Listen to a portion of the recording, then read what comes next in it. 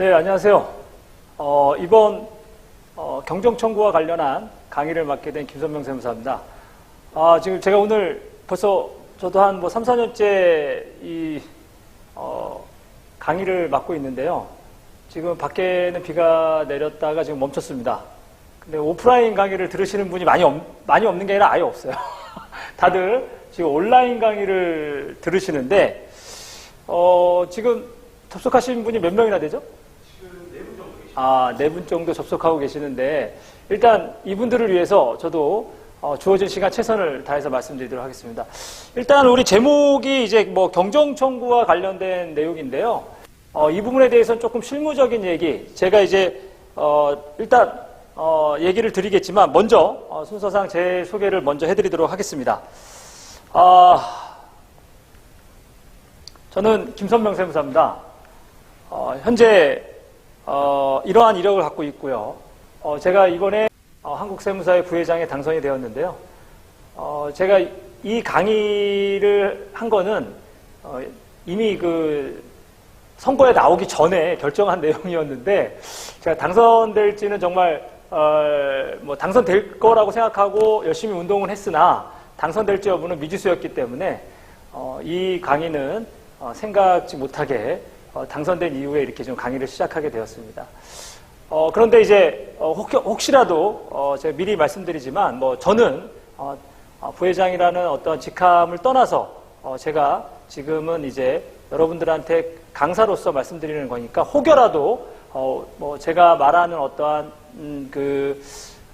내용에 있어서는 오해하지 않으셨으면 좋겠습니다. 저는 그냥 강사로서 말씀드린다는 거 일단 이해해 주시고요.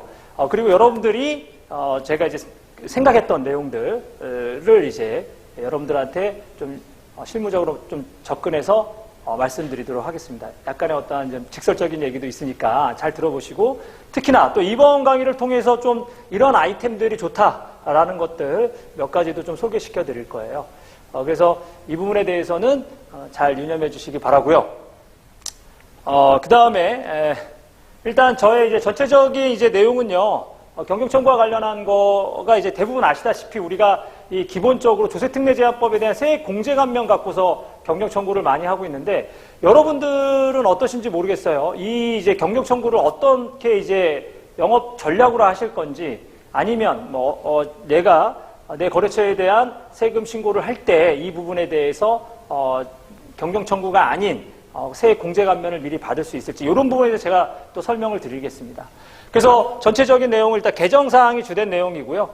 여기 첫 번째 거는 개정사항이고, 그 다음에 이제 조세특례제한법 관련 세액 공제 감면에 대한 어떠한 이제 특징적인 것들, 그 다음에 주요 세액 감면 공제, 그 다음에 조특보산 주요 조세특례, 주의사항 요거를 말씀을 드릴 거고, 마지막으로는 지방세, 여기서 우리가 주되게 국세만 다루고는 있지만, 지방세 쪽 분야에서도 상당한 경정청구들이 이루어지고 있다라는 사실. 그러나 우리 세무사들이 이 지방세에 대해서는 솔직히 조금 많이 이제 등한시하는 경우가 있습니다. 하지만 지금 보면 변호사나 회계사분들 같은 경우는 이 지방세 쪽에 엄청난 시간과 노력을 투입해서 큰 수익을 벌어들이고 있다라는 얘기인 거죠. 자, 그러면 제가 일단 이제 그런 자세한 내용들은 이제 강의하면서 도중에 말씀드리도록 하겠습니다. 일단 여러분 아시다시피 경정청구는 이제 국기법에 의해서 신고기한 경과 후 5년 이내 발생한 건에 대해서 청구가 가능하죠. 기한 내 미청구하면 그거는 이제 소멸된다라고 보시면 돼요. 그냥 환급 금액은 국고로 기속된 거나 다름없습니다. 그리고 요즘 컨설팅 업체라든가 여러 이제 보험 설계사들, 이제 법인 보험 이제 하시는 분들 있죠. 그분들이 가장 이제 많이 청구하고 있는 게 이러한 내용들이에요. 고용증대 세액공제 가장 금액이 크죠. 그 외에 이제 사회보험료 세액공제, 통합투자 세액공제, 창업중소기업 감면, 그 외에도 여러 가지 공제들이 있습니다. 그래서 이러한 것들을 우리가 이제 찾아내서 한다라는 거죠. 실질적으로 저 같은 경우도 실무에서는 거래처가 새로운 생겼을 때 5년치 이제 세무조정계산서를 검토를 합니다. 검토를 해서 공제감면을 받은 게 있는지 여부를 보고 이제 공제감면에 대해서 받은 게 세액공제 받을 게 있음에도 불구하고 못 받았다면 경정청구를 해드리죠. 당연히 그 부분에 대해서는 별도의 수수료를 청구하고 있습니다. 현재 시장에서 이 경정청구에 대한 수수료는 대략 20에서 30%를 청구하고 있다. 이 정도 알고 계시면 될 것 같아요. 그런데 좀 아이러니한 건 있죠. 이제 뭐냐면 경정 청구에 대해서는 이제 리스크가 크게 없어요. 리스크가 크게 없습니다. 왜냐하면 내가 이거 경정 청구, 이 세액 공제 감면에 대해서 이만큼 이 회사가 받아야 될 금액이 있는데 못 받았다. 그래서 5년간에 대한 경정 청구를 하게 되면 그것이 뭐 세무조사로 연결되거나 이런 것들은 크게 영향이 없습니다. 그렇다고 해서 여기서 전혀 없는 건 아닙니다. 전혀 없는 건 아니고요. 실제로 그것이 이제 기본적인 서면 조사하다가 뭔가 탈세 정황이라든가 잘못된 게 보이면 당연히 뭐라고 하죠? 당연히 이제 그쪽으로 별도로 세무조사가 나갈 수도 있습니다. 그러니까 전혀 없다라고 얘기하는 거는 그 부분에 대해서는 잘못 알고 있다. 그러나 컨설팅하는 업체들이 이제 홍보할 때는 전혀 세무조사하고 관계되지 않습니다. 이런 말 하는데 이거는 솔직히 틀린 말입니다. 틀린 말이고 실제로 우리가 경정 청구 들어가서 어떠한 서면 자료를 요청하죠. 특히 대표적으로 고용증대 세액공제 같은 경우는 가장 필요로 하는 게 뭐죠? 실제 직원에 대한 상시 근로자 여부의 판단성이죠. 그렇기 때문에 세무서에서는 그 근로자의 그 근로계약서를 요청합니다. 실제로 이 사람이 실제 4대보험 상시 근로자가 맞느냐를 판정하기 위해서 계약서를 요청하죠. 제가 얼마 전에 들은 바로는 어떠한 사건이 있었냐면 그 근로계약서를 요청했는데 그 컨설팅 업체에서 이제 그 근로계약서를 허위로 작성해서 보낸 사건이 있었어요. 그런 경우에는 당연히 이제 문제가 되겠죠. 그것이 이제 만약 세무사님이라면 그 부분에 대해서도 책임이 질 수가 있다라는 얘기인 겁니다.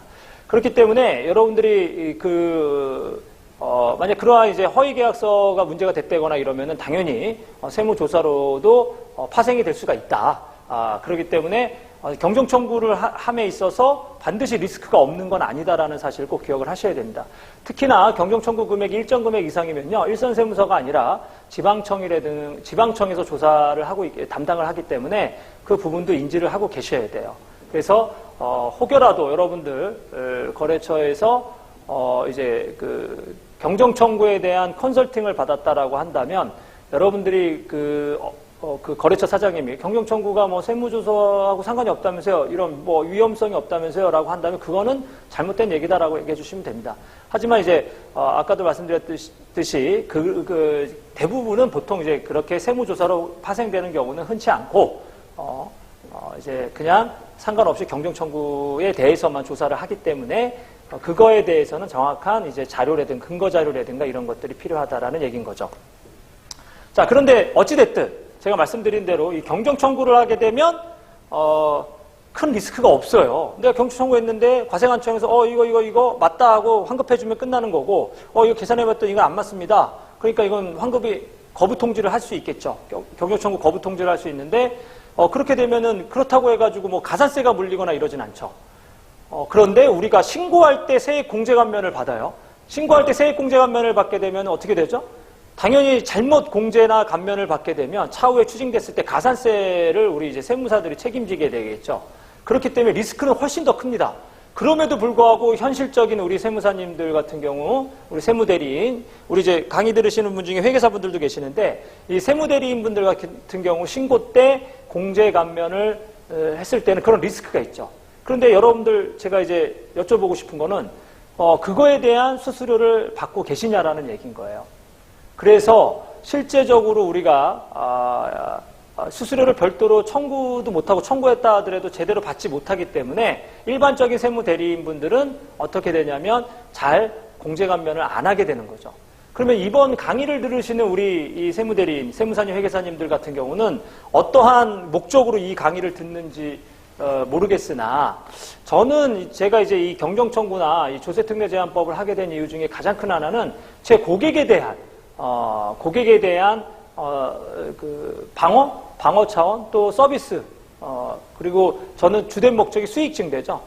저 같은 경우는 이제 이러한 세액 공제 감면을 하고 별도 조정료와 별도로 수수료를 5%든 10%든 청구를 합니다. 물론 뭐 100% 다 받지는 못하는 경우도 있어요. 이제 금액 단위가 커지게 되면 좀 깎아주는 면도 있지만 하지만 그래도 저는 별도로 이 부분에 대한 얘기를 하고 있습니다. 그래서 당신이 뭐 예를 들어서 1억의 세액 공제를 받았기 때문에 우리가 수수료로 뭐 5%를 청구하겠다.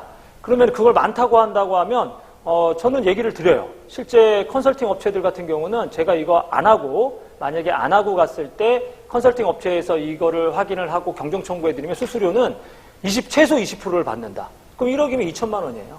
1억이면 2천만 원. 그런데 제가 만약에 5% 받는다면 500밖에 안 되겠죠. 당연히 저는 요구를 하죠. 그에 대한 이제 차후의 공제감면 관리, 특히 아시다시피 고용중대 세액공제는 사후관리가 있죠? 그리고 사회보험료 세액공제도 2년간 해주면 사후관리가 생겼습니다. 그럼 사후관리를 우리가 해줘야 되는 거예요. 이제 그런 부분까지 생각한다면 우리가 결산할 때 결산 수수료에 별개로 공제감면에 대한 수수료를 청구하는 게 맞다라는 얘기입니다. 근데 제가 이전에 중부지방세무사 연수위원이어가지고 이제 우리 회원 사무실 직원분들 대상 교육을 하고 저는 항상 물어봤었어요. 이렇게 세액 공제감면 받을 때 별도의 수수료를 청구하시나요? 라고 물어보면 대부분이 청구를 안 하신다고 하더라고요.